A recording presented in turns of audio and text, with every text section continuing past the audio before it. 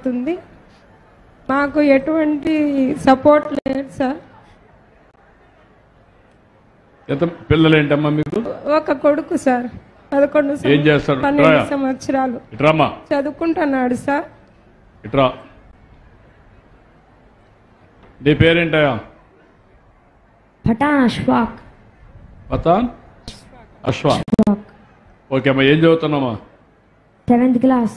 7th class. Okay. ఏంటమ్మా, ఇల్లు ఉందమ్మా? ఇల్లు లేదు సార్ నాకు. ఇల్లు కోసము ఇంకా నా బిడ్డకు ఫ్యూచర్ కోసం సార్ మాకు ఎటువంటి సపోర్ట్ ఎవరు లేరు. మీరు ఇచ్చే పింఛన్ నాకు 4000 నాకు ఇంటికి బాడిగింట్లో ఉంటాం సార్. ఇంట్లో సంసారానికి, పిల్లోనికి, స్కూల్కి, నాకు కూడా హెల్త్ బాగలేదు సార్. దానివల్ల నాకు సరిపోవటం లేదు.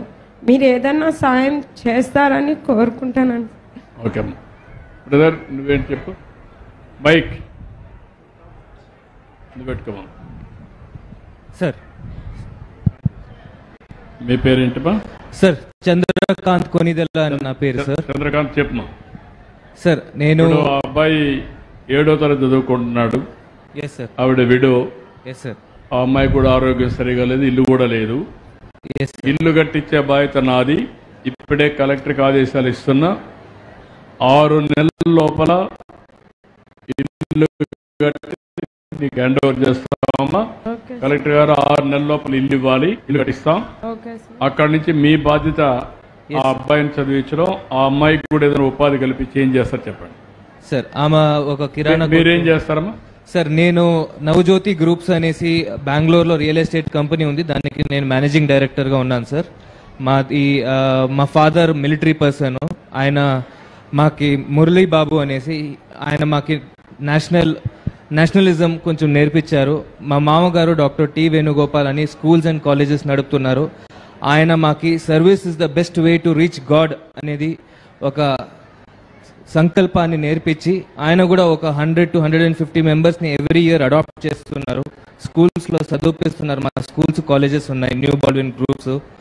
సో నేను ఆ పిల్లాడిని మెంటర్షిప్ చేసి ఆ పిల్లాడి బాధ్యత చూసుకొని ఆమెకి కిరాణా కొట్టు ఏమో ఫెసిలిటీస్ కావాలని చెప్తున్నారు. ఆమె ఇంకా డిసైడ్ చేయలేదు సార్. అది ఏం చేస్తారో అది మేము దానికి సపోర్ట్ చేసి ఆ పిల్లాడిని నెక్స్ట్ మార్గదర్శి ఈ పొజిషన్లో నిలబెట్టే బాధ్యత నాది sir. Thank you sir. Thank you. అమ్మా, ఇప్పుడు మీరు చూశారు, నేను కొత్త సిద్ధాంతానికి శ్రీకారం చుట్టాను. ఇంకా నేను కూడా శ్రద్ధ పెట్టాలి. ఒకప్పుడు జన్మభూమి పెట్టాను.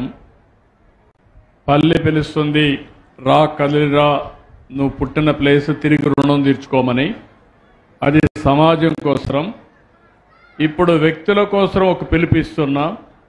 నీతో పుట్టిన వాళ్ళు ఇంకా పేదరికంలో ఉన్నారు, నీతో పుట్టిన వాళ్ళు అక్కడే ఉన్నారు, అవస్థలు పడుతున్నారు, అండగా నిలబడి పైకి తేవాలని. ఈరోజు మీరు చూస్తే ఆ అబ్బాయి 7వ తరగతి అంటే ఒక 7 ఏళ్ళు కానీ మనం 7-8 ఏళ్ళు కానీ బాగా చదివిస్తే